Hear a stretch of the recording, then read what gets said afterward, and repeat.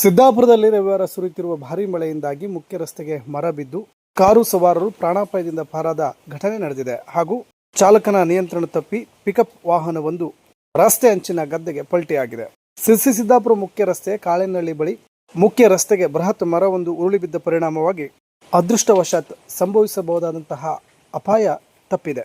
ಅದೇ ಸಂದರ್ಭದಲ್ಲಿ ಕಾರು ರಸ್ತೆಯಲ್ಲಿ ಸಂಚರಿಸುತ್ತಿತ್ತು. ಕಾರಿನ ಮುಂಭಾಗಕ್ಕೆ ಸಣ್ಣ ಪ್ರಮಾಣದಲ್ಲಿ ಹಾನಿಯಾಗಿದೆ.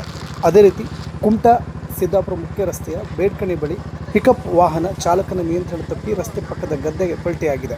ಎರಡೂ ಘಟನೆಯಲ್ಲಿ ಯಾವುದೇ ಪ್ರಾಣಾಪಾಯ ಸಂಭವಿಸಿಲ್ಲ ಎಂದು ಸ್ಥಳೀಯರು ಮಾಹಿತಿ ನೀಡಿದ್ದಾರೆ. ಇನ್ನು ಸಿರ್ಸಿ ಸಿದ್ದಾಪುರ ಮುಖ್ಯ ರಸ್ತೆಯ ಕಾಳೆನಹಳ್ಳಿ ಬಳಿ ಸ್ಥಳೀಯರು ರಸ್ತೆಗೆ ಬಿದ್ದ ಮರವನ್ನು ತೆರವುಗೊಳಿಸಿ ಸಂಚಾರಕ್ಕೆ ಅನುಕೂಲ ಮಾಡಿಕೊಟ್ಟಿದ್ದಾರೆ ಎನ್ನುವ ಮಾಹಿತಿ ಸ್ಥಳೀಯರಿಂದ ಲಭ್ಯವಾಗಿದೆ. ಇದು ಸುದ್ದಿ ಪ್ರತಿನಿಧಿ, ನಾನು ದಿವಾಕರ್ ನಾಯಕ್ ಸಂಪರ್ಕ. ನಿರಂತರ ಸ್ಥಳೀಯ ಸುದ್ದಿಗೆ ನಮ್ಮ ಚಾನಲ್ ವೀಕ್ಷಿಸಿ. ಧನ್ಯವಾದಗಳು.